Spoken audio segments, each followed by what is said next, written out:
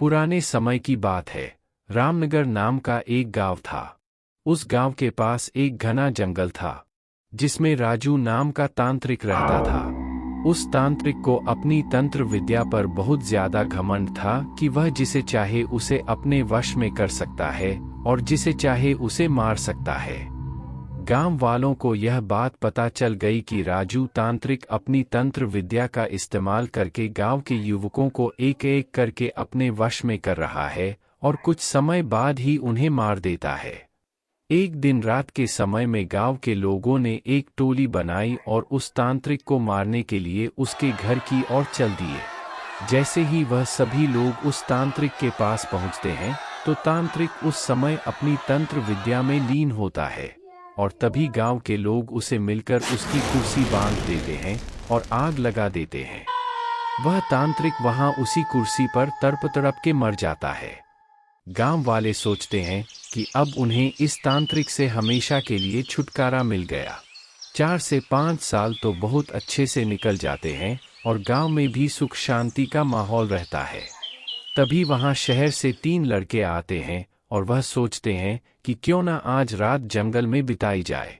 लड़के घूमते घूमते उस तांत्रिक के इलाके तक पहुंच जाते हैं। वहां वो लोग देखते हैं कि मकड़ी के जाले लगे हुए हैं, गीदड़ वहां भैंसे के मांस को खा रहे हैं। उनमें से एक लड़के का पैर उस कुर्सी से टकराता है और वह देखता है कि यह कुर्सी में कुछ अजीब है। बिना कुछ सोचे समझे वह लड़का उस कुर्सी पर बैठ जाता है और उस लड़के में उस तांत्रिक की आत्मा आ जाती है। आत्मा के आते ही लड़का जोर जोर से चिल्लाता है, अब होगा मेरा इंतकाम पूरा। मैं अब इस पूरे गांव को जलाकर नष्ट कर दूंगा। बाकी के 2 लड़के इस दृश्य को देखते हैं और वापस गांव की ओर भागते हैं और गांव के सरपंच को यह सारी बात बताते हैं।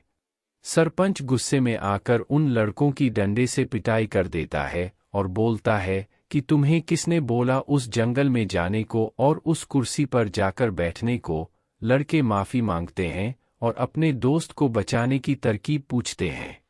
सरपंच बताता है कि अगर वह लड़का उस कुर्सी पर से उठ जाए और उस कुर्सी में तुम लोग किसी तरह से आग लगा दो तो शायद तुम्हारा दोस्त उस तांत्रिक की आत्मा के चंगुल से बाहर आ जाए।